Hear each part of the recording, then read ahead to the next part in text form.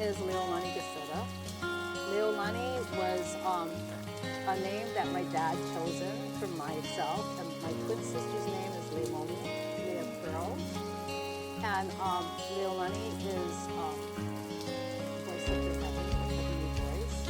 Legacy Horsemanship was created in 2008 out of the necessity of feeding my horses. I recently lost my business as a mortgage broker, and I had to find a way to be able to keep my stallion fed. So Legacy Horsemanship was formed during that time.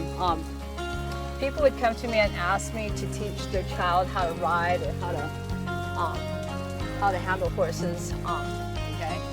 This guy right here, he's a really sweetheart. He's also a horse from Canada, from Kualoa Ranch, and he's an introvert.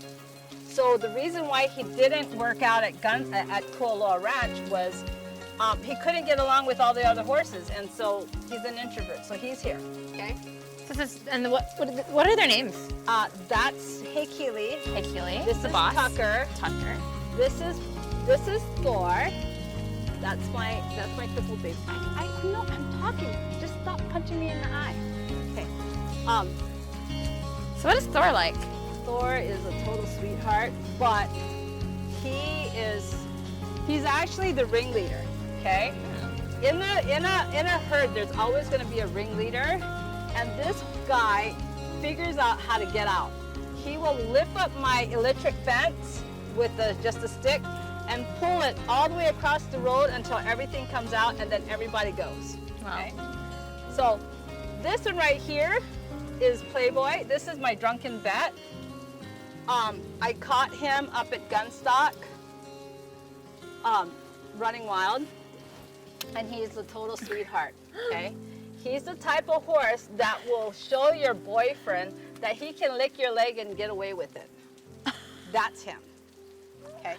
And then as for Cosmo or Casper, we're still figuring out because he's only been with me for 2 months, but I've already figured out that this horse was an unimprinted gelding and a proud cut gelding. Hey, quit! You guys are pushing, okay? Now knock it off. His father was the most photographed stallion in the state of Hawaii. And from 2010 to 2018, Kona Gold was, people would look for him just to do their photo shoots. Losing him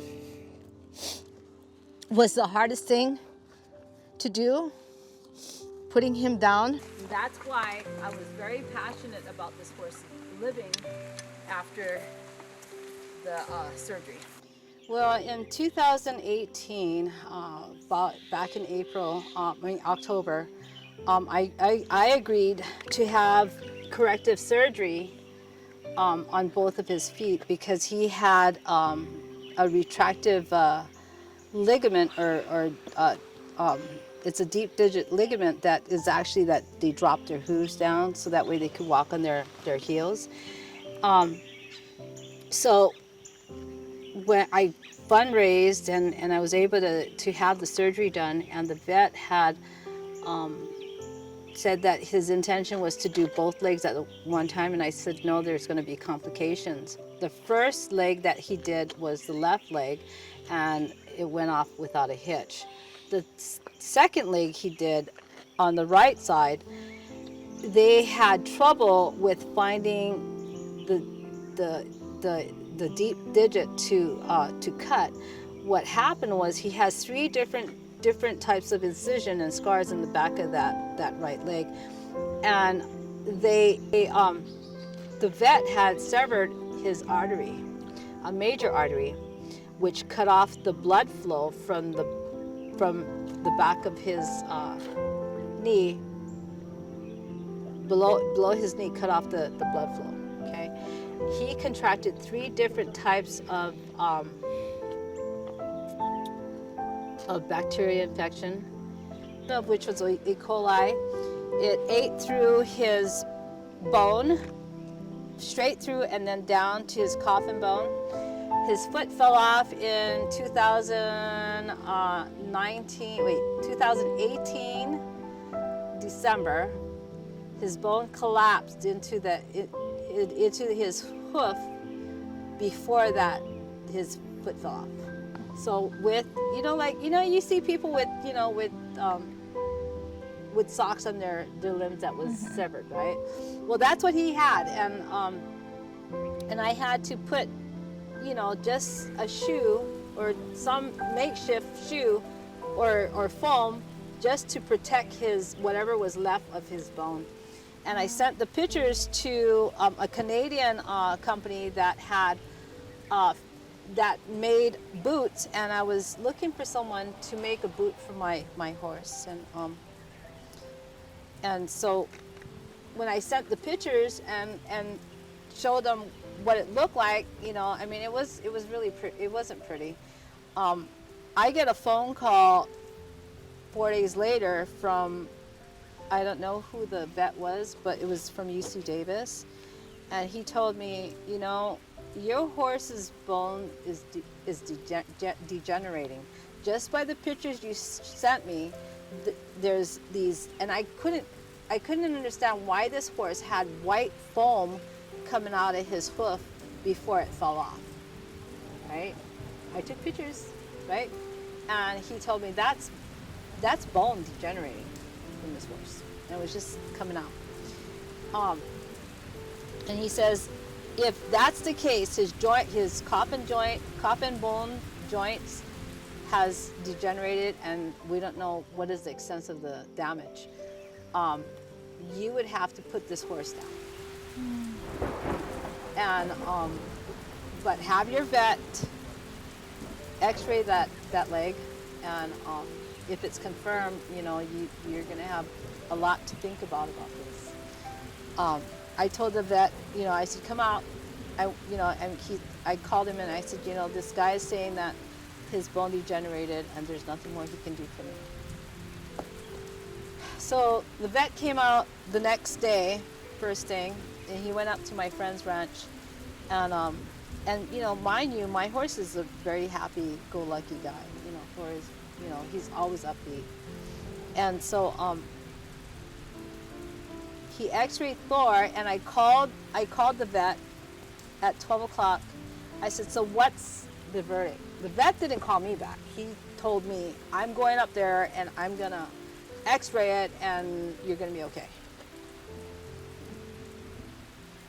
I called him, I said, what's the verdict? And he told me real fast, Lonnie, there's nothing more I can do for your horse. And I was on the phone, I was like, I didn't catch that, but up until that point, I was crying a lot. I didn't know what was going on with his leg. He says, there's nothing more I can do for your horse. I said, what are you talking about? What are you saying? And he says, I'm telling you, he will never have a life outside of the stall. I'm telling you to put him down. That's real painful. And of course I went ballistic. I sweared at him, I was yelling at him, blah, blah, blah. And just the hatefulness and just wanting to kill this person on the telephone.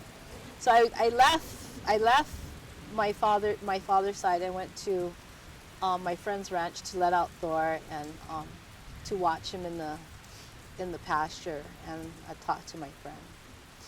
And and of course I cried. And so I called this guy back up because I was watching Thor, and I said, you know what? You're going to help me make him better. And he told me, anything you want me to do. I said, I don't know how you're going to help me make him better, but you're going to make him better for me. And, to where he has a life outside of the stall. And, through blood and sweat and tears, every day I would take care of this horse. I told him, I said, I remember at the beginning of his recovery, you were laser treating his left leg and his right leg for it to heal quickly. I said, I'd like you to treat him once a week with laser treatment. And we'll go from there. And, you know, little by little, he was, you know, from January, he was laser treating my horse and giving him supplements. And, you know, I mean, of course he was remorseful, but this is where I found forgiveness. You know, before people would tell me, you have to forgive someone who did you wrong. And I didn't realize the true meaning of forgiveness until this injury happened to my horse. And when you see him now, he's meant to be shared. He's meant to be he's meant to be enjoyed by others. You know, forgiveness was what I had to do, and I opened my heart to this man, to this gentleman who, you know, injured my horse. And it wasn't because, if it wasn't because of my friends at Big Rock Ranch, I would have never forgiven this guy for what he did to my horse. My goal is, you know, doing this type of interviews and people talking about my horses. You know, there is a plight out there. There's a need. There's a need for all these horses. I hope to bring awareness, you know, to the horses, not only to my horses, but to other people who has horses, who's going through the same struggle I'm going through.